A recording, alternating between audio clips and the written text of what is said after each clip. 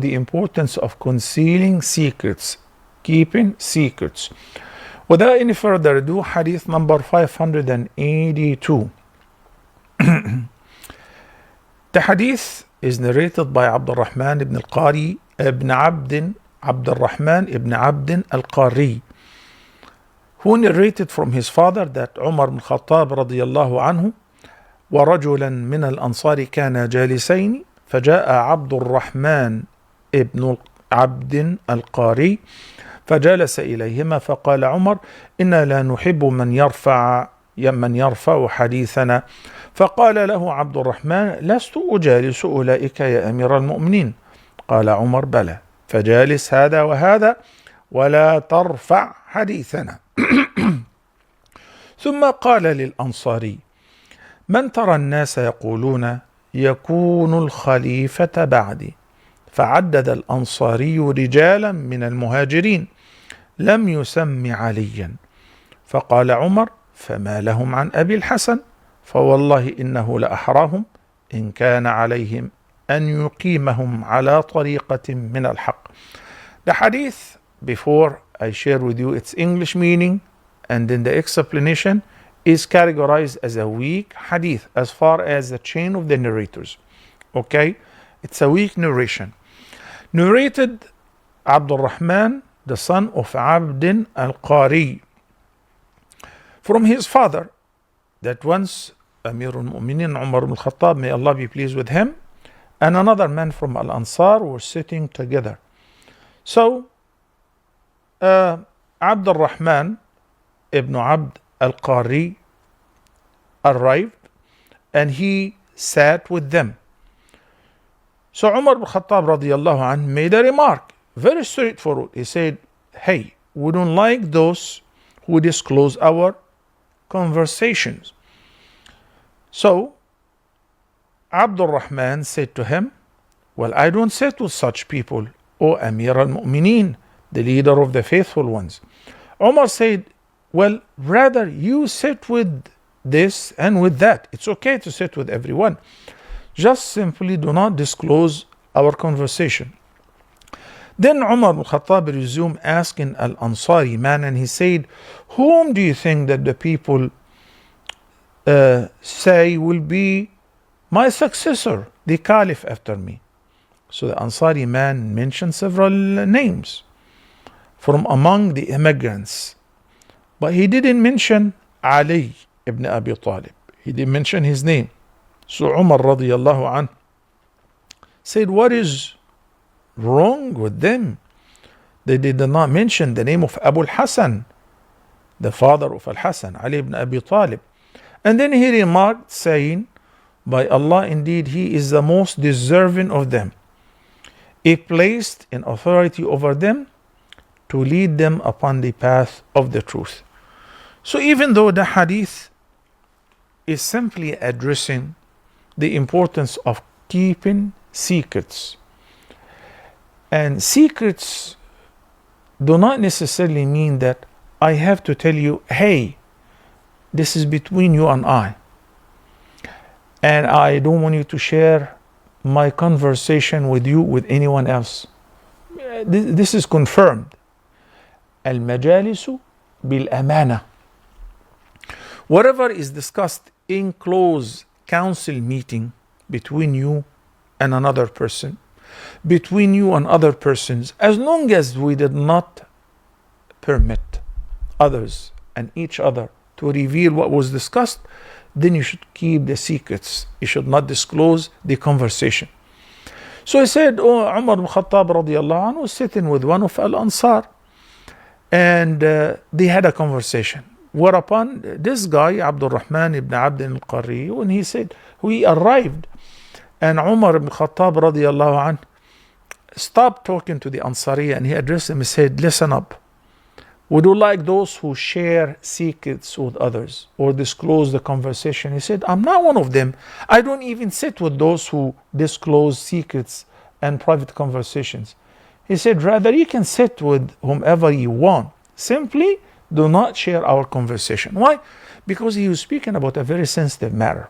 The matter was sensing the pulse of the street.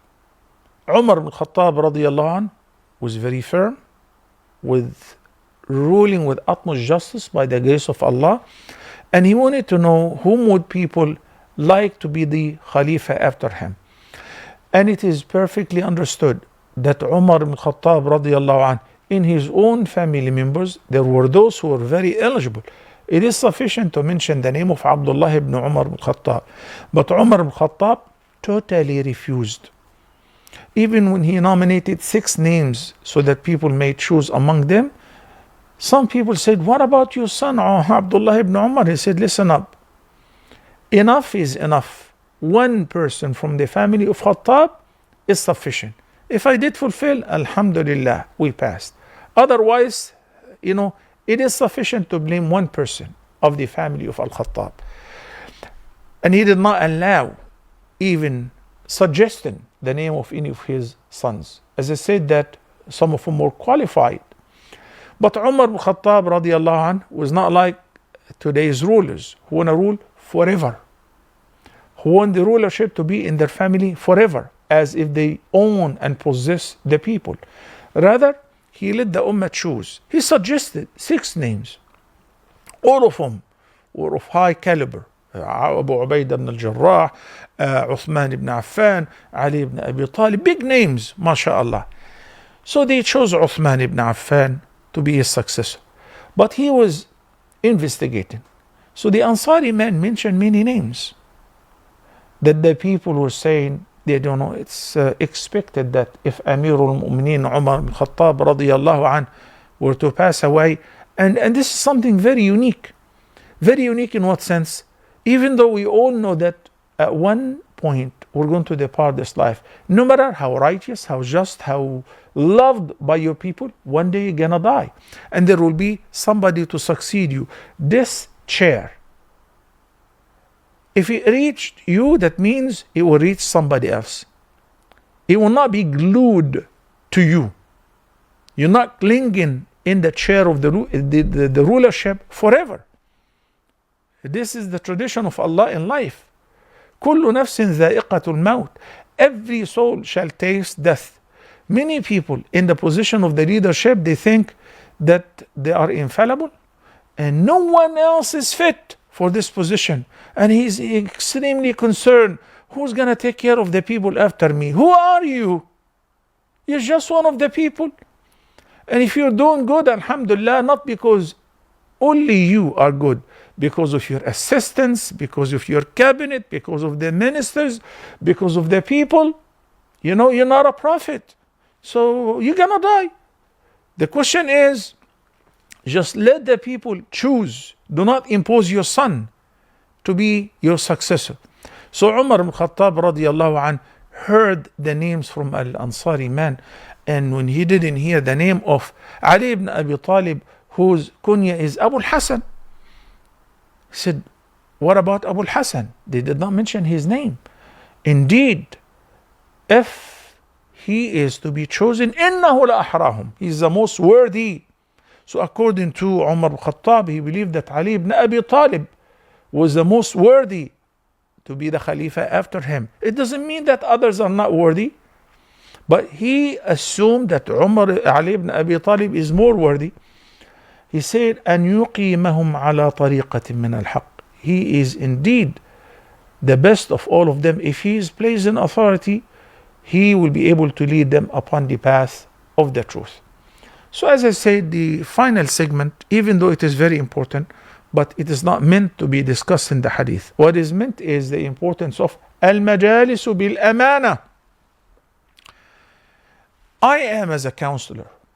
When people share with me their secrets, no one has to remind me and say, Sheikh, please keep it between us. Please, Sheikh, do not tell anyone about us. Because if you need to remind me, then I do not deserve to be your counselor. I'm not supposed to share your secrets with no one whatsoever. Keep it confidential. Even with my assistants, no one knows what happened between you and your wife, you and your kid, and the child molestation happened to somebody in their youth, or the child abuse, or this is very confidential. المجالس بالأمانة. So this is what we learn from the chapter and the hadith, even though the narration is a weak narration according to the chain of the narrators, but it has beautiful meanings, and that's why Imam Bukhari listed it, so that we can benefit out of it.